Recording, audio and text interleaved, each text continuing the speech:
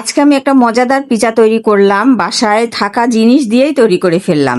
আর এতটা অসাধারণ হয়েছে, বাজারে কিন্তু চাইলেও তোমরা এমন সুন্দর পিৎজা পাবা না। আর আমি পিৎজাটা কিভাবে তৈরি করলাম চলো তোমাদের সাথে শেয়ার করি। 1 কাপ পরিমাণ ময়দা নিয়ে নিলাম, সাথে দিয়ে দিলাম 1 টেবিল চামচ পরিমাণ চিনি, আর 1 টেবিল চামচ পরিমাণ গুঁড়ো দুধ দিয়ে দিলাম, 1 টিস্পুন লবণ দিয়ে দিলাম, হাফ টেবিল চামচ পরিমাণ ইস্ট দিয়ে দিলাম, সাথে দিয়ে দিলাম 1 টেবিল চামচ পরিমাণ সাদা তেল।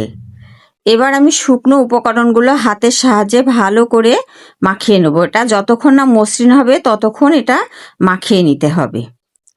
এবার আমি 1 কাপ পরিমাণ কুসুম গরম পানি নিয়ে নিলাম। যতটুকু লাগে অল্প অল্প করে দিয়ে আমি বেটারটা তৈরি করে নেব। এটা একবারে দেওয়া যাবে না, অল্প অল্প করেই দিতে হবে। আর এই বাসায় বানানো পিৎজা খেতে যে কি মজা লাগে, আসলে বানিয়ে না খেলেই বোঝা যাবে না।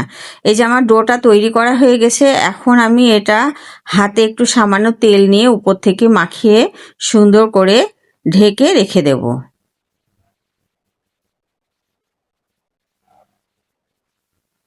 আমি এই যে পলি পেপার দিয়ে সুন্দর করে আমি ঢেকে রাখছি। এটা এর ভিতরে যাতে বাতাস ঢুকতে না পারে, সেই কারণে সুন্দরভাবে এটা পলি ব্যাগ দিয়ে র্যাপিং করে রেখে দিচ্ছি। এটা 1 ঘন্টা রেখে দিতে হবে, তাহলে ডোটা ফুলে আসবে। এই যে আমার ডোটা ফুলে একদম বাটিটা ভরে গেছে। আমার এটা স্কিপ করে গেছি, এটা আমার দেখানো হয়নি।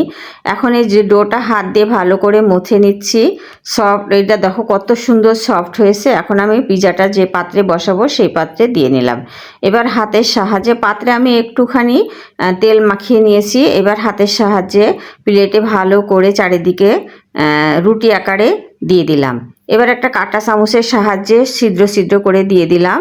এখন এর ভিতরে আমি এটা ডেকোরেশন করব। দিয়ে দিলাম সস, টমেটো সস দিয়ে সুন্দর করে চারিদিকে মাখিয়ে দিলাম। এবার দিয়ে দিলাম সামান্য চিলি সস। এটাও সুন্দর করে সারা রুটির উপরেই ভালোভাবে মিশিয়ে নিতে হবে। তারপরে দিয়ে দিলাম গ্রেট করা চিজ। এর উপরে আমি একটু সুন্দর করে ডেকোরেশন করছি, টমেটো কুচি দিয়ে দিচ্ছি, কাঁচামরিচ দিয়ে দিলাম। দেখো কত চমৎকার দেখাচ্ছে, এখনই মনে হচ্ছে যে খেতে বসে যায়, এত সুন্দর লাগতেছে।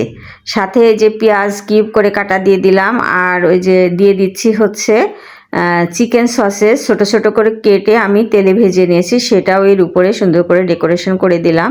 উপর থেকে আবারও আমি বেশ খানিকটা চিজ দিয়ে দিলাম। এখন আমার এটা সুন্দরভাবে ডেকোরেশন করা হয়ে গেছে। এখন আমি এটা এয়ার ফ্রায়ারের ভিতরে বসিয়ে দিলাম। এয়ার ফ্রায়ারে এটা আমাকে সময় লাগছে মাত্র 5 থেকে 6 মিনিট। দেখো কত চমৎকার আমার পিৎজাটা তৈরি হয়ে গেছে। দেখতে যেমন সুন্দর হয়েছে, খেতেও এমনটাই সুন্দর হয়েছে। আর আমার ভিডিওটা কেমন লাগলো তোমরা কমেন্ট করে জানিও। ভালো লাগলে শেয়ার দিও, একটা লাইক দিয়ে যেও। আল্লাহ হাফেজ।